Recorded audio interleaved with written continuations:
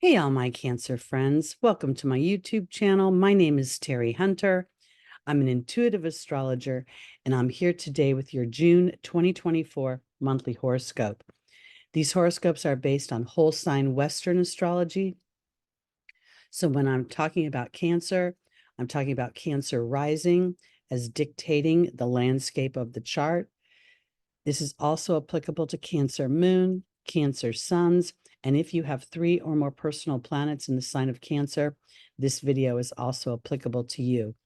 It's based on the Pacific time zone, so when I refer to a day and a time, if you're not in the Pacific, please adjust for your location. And I will also be verbally telling you the house structure as I'm unable to keep this on a Gemini rising wheel. So here we go.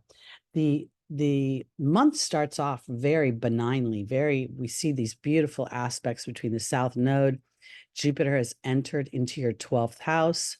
We see Venus and the Sun are in a conjunction. We see Mercury over here just about to join the party in its rulership. This is all very favorable to the dynamics that are happening over here in your 10th house of Aries. We have a little bit of a sticky spot here with Mars and Chiron. They have been doing a bit of a dance together, and it has been sort of a back and forth energy of feeling a little bit challenged by my wounds of self and also feeling reconciled with that. There's a feeling of back and forthness for me. Aries is your 10th house of public image, of career, of public status, of ambition and drive.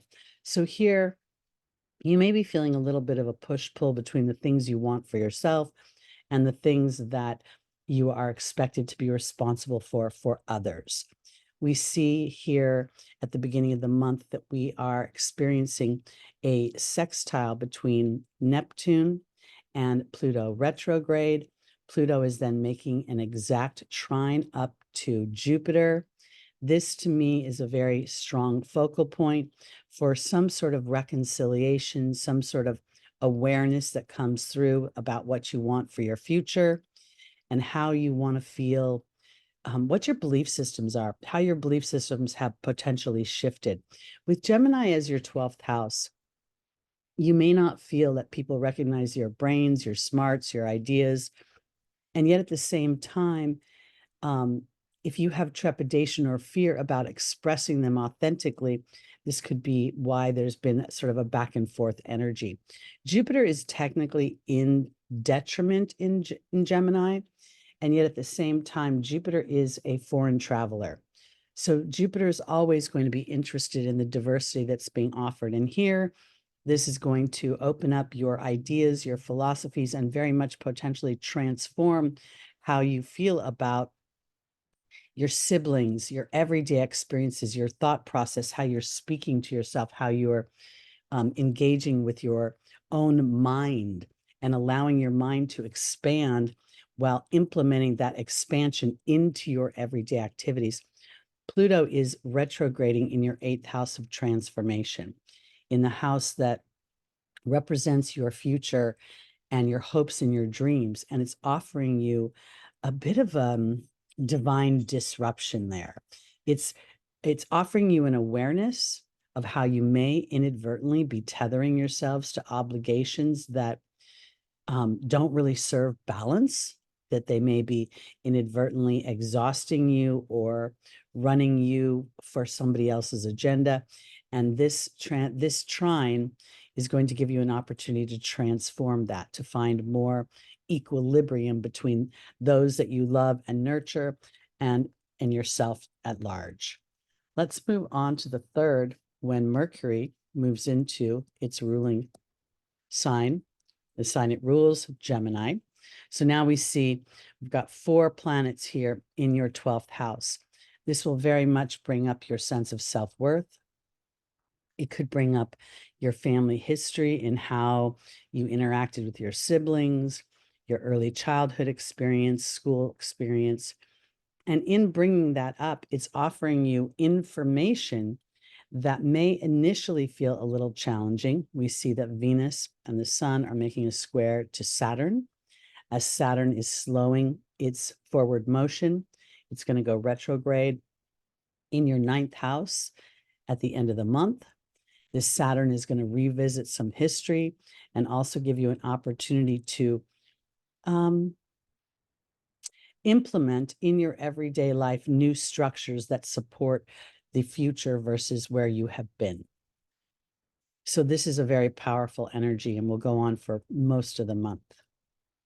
On the 6th, we're going to see a new moon in Gemini. And this is going to be at 5:37 a.m. Pacific time. And this is a very powerful, powerful new moon because it is at the 16th degree, which is the Cancerian degree, and it is conjunct Venus. So there is going to be an opportunity to plant the seeds as the sun and the moon come together to conceive a new idea. And this to me is a new idea about your particular value, your self-worth, and even the potentials in your everyday life, how you would like your everyday life to run. With Jupiter entering Gemini, we're going to see a great expansion of the mental process of how we think and how we process and the things that we consider. Many people's ideologies and philosophies will start to shift as new information is being presented. And that information is not just information that is being given to us by humans, but information that is being garnished from the divine through our meditations, through the time we spend alone, actually allowing the mind to quiet. We see that this new moon is in, again, a square to Saturn. Saturn is in your 9th house. It has been traversing that house, offering you an opportunity to really revisit your ancestral history, potentially even your human lineage, and how that has inadvertently affected you or influenced your choices. And while it's a bit of a challenge, this square, there's an opportunity to truly plant the seeds for a new experience for you as an individual, using your mind in a way that's harnessing it, an awareness of any insecurities or old stories that are repetitive that holds you back from moving forward. So this is really very powerful. And we're seeing a continued trine between Pluto, the planet of transformation, the planet of the deepest psychology that influences our choices, has power and control over us, in a trine to Jupiter, offering me an opportunity to expand what I think, to move in a new direction, to experience something that is beneficial through something that initially may have felt not so fun. That's the way I want to put it. Let's go on to the 9th. This is where we're going to see a move from, I'm going to do 12 p.m. Pacific time. And we see that Mars has moved into your 11th house. Mars has been in its rulership in April and May, and I should say May. And it is, it's been having a very challenging conversation with Chiron. And here we see that now Pluto is making a square to Mars. Pluto and Mars both co-rule Scorpio by nature. So they are cooperative, but in that cooperation, they are digging deep in a rather unemotional way to get down to the bottom, to get to the truth of what has been holding you back. We see the moon is involved here at this time. This is going to move very quickly. The moon is your ruling planet. But midday on the 9th, we're going to see a tense moment here, focused in on action, focused in on bravery, and also focused in on potential anger and resentment that has been brewing and needs some sort of outlet so that the pressure cooker doesn't explode. That's the way I want to put that. We also see that the North Node is making a sextile to Mercury. So this could very well be an opportunity for you to really start thinking about how you want to individualize yourself, using your mind, using your skills, implementing them in a paced way, like starting to pepper and season your everyday life with new thoughts, new experiences, new opportunities. It's almost like, I'll just give you sort of a mundane example. Let's say that you knit, okay, and you knit blankets or booties or socks, and you decide that you're going to open an Etsy account. And while you have your day job, you're starting to open up within a community to represent what the possibilities of what you have to offer in the way of services and goods. This could very much start to open up a space for you as Jupiter in 2025 will move into your first house, Cancer. And this is going to be a very fortuitous time for you for expansion in your skills, in your feelings of faith and joy in the world. It's a yummy time. And all of the time that Jupiter is spending in your 12th house is teeing up this next year. It's clearing the house of, or the cobwebs in the house of your mind that are tethering you to an old story. On the 12th through the 16th, this is going to last a few days, we're going to see a tight conjunction between Mercury, the Sun, and Venus. This also is this whole group of planets is squaring squaring Saturn, as Saturn is beginning its slow down into its shadow period, technically, in your ninth house. This is very powerful because it's going to be about your self-worth. It's going to potentially be about how you relate to the people in your environment, including potentially your children, your siblings, your workmates, your teammates. And Saturn could potentially stoke up some fears of not feeling good enough, or feeling like time is getting away from you, that potentially, your ship has sailed. And while none of those things are technically true, there's always resources and ways to achieve our goals. You could feel a bit of a push-pull right now, this almost an exhaustion. I want to offer it that way, because Cancer, you're very emotionally intuitive. And when you ignore your intuition and your mind takes over, and these planets in your 12th house could very much indicate that your mind is moving very quickly, and it's pinging back and forth between what you can see as possible and what you want.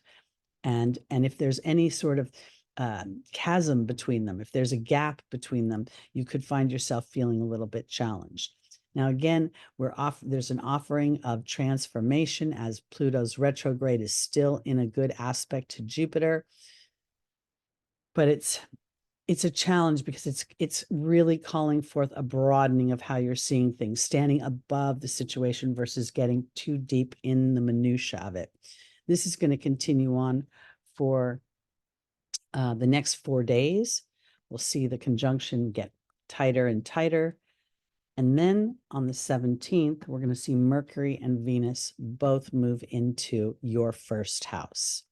This is where I think the energy gets really kind of much warmer and fuzzier. The Mercury will have thoughts of home, thoughts of, the sign of Cancer is about the healer, the nurturer, the mother. And yet the most influential of those is the ability to take all those dynamics and apply them to the self.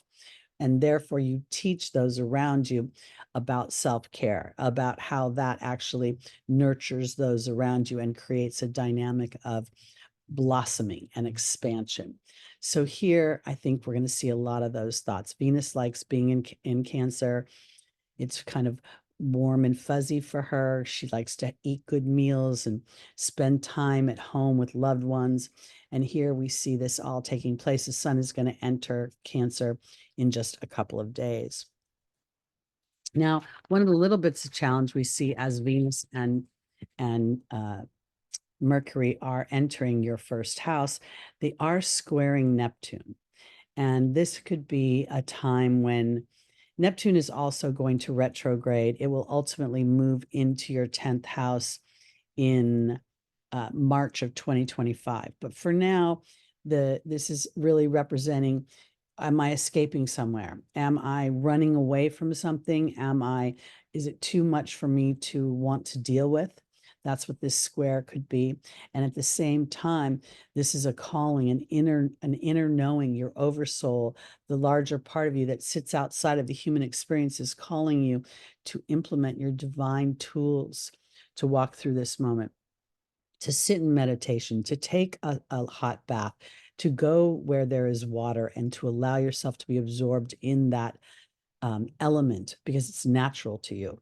And it also is natural to Neptune. So you could find that by implementing some sort of water meditation, maybe you go swimming, maybe you again take a foot soak or something, you could find yourself having epiphanies, ideas, inspirations that are going to ease this square.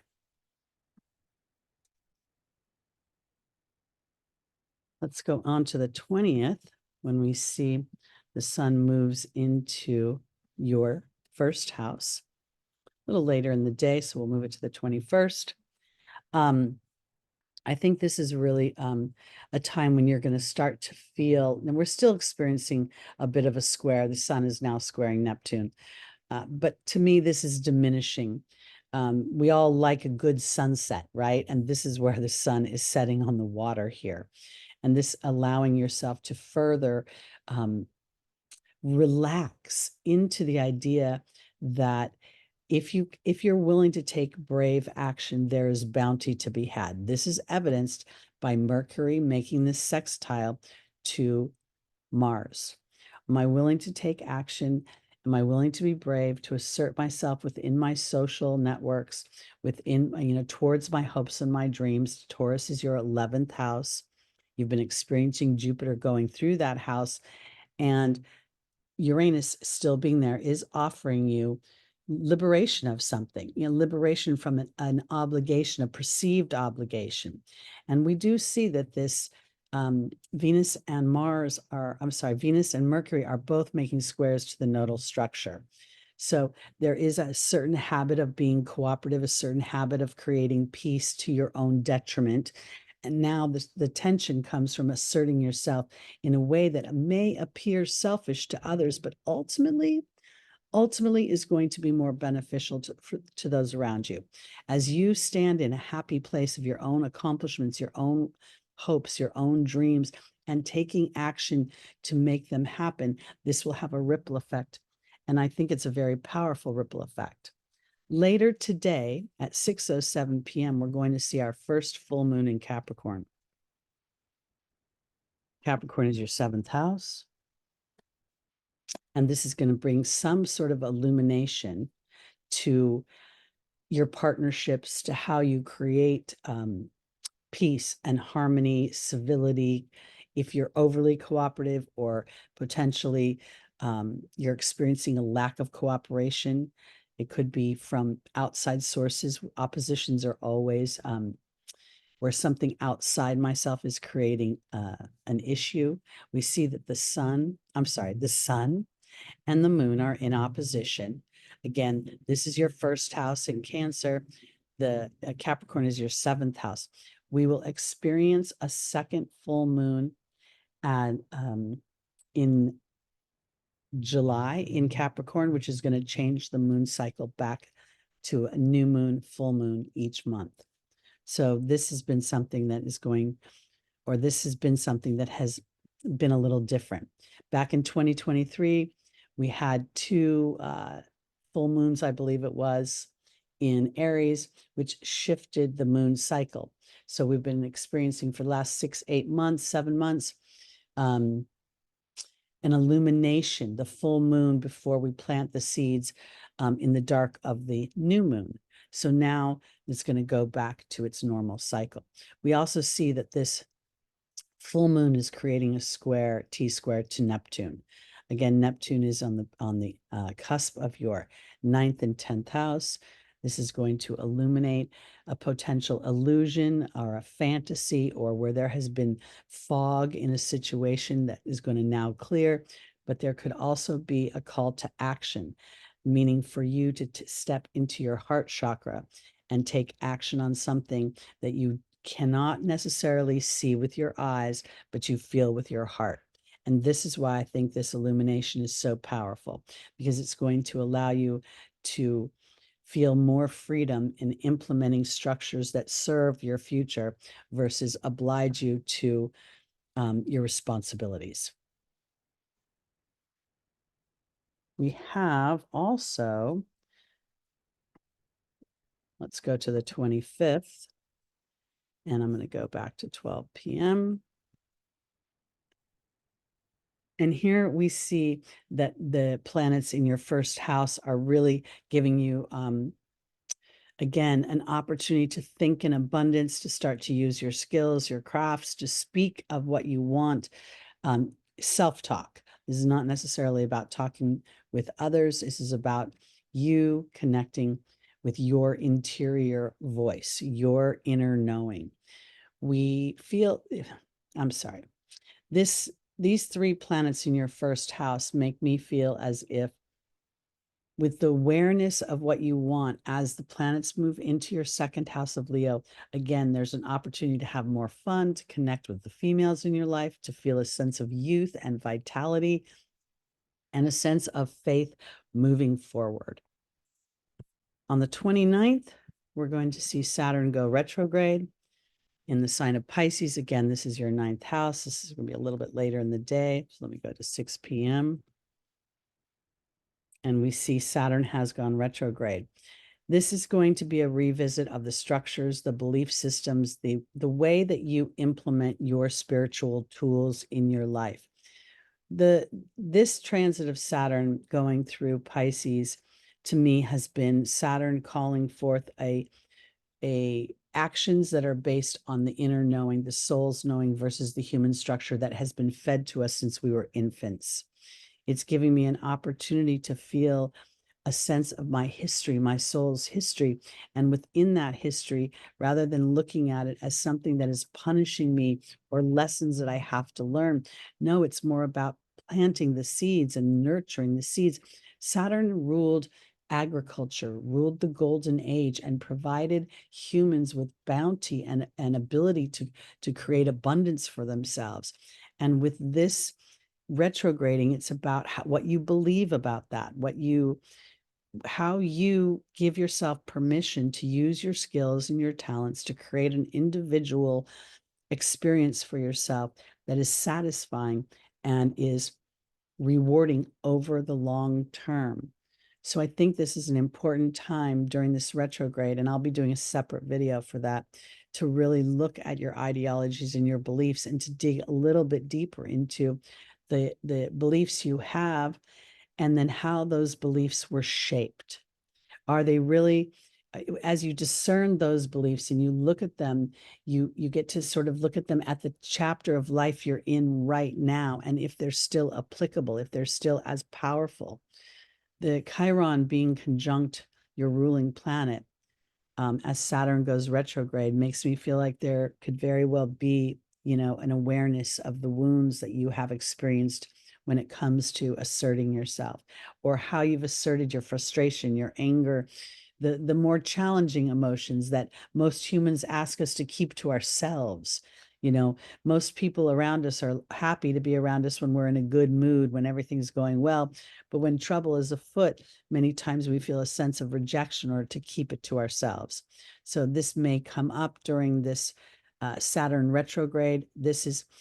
I say this, even though the moon is going to book on by the retrograde, it's going to set the tone. This feels very much about setting a tone for this retrograde, a review of my beliefs, of where I hide, where I step out, where I create duplicity for myself. So it's a very powerful month, especially for the sign of Cancer, because you're going to get to review that Gemini energy. You're going to experience Jupiter in your 12th house, really offering you an expansion of your mind, of your thoughts, of your self-talk, of the things that you absorb within the media that teach you inadvertently on a conscious and unconscious level, the permissions, the viability of the landscape ahead for your dreams.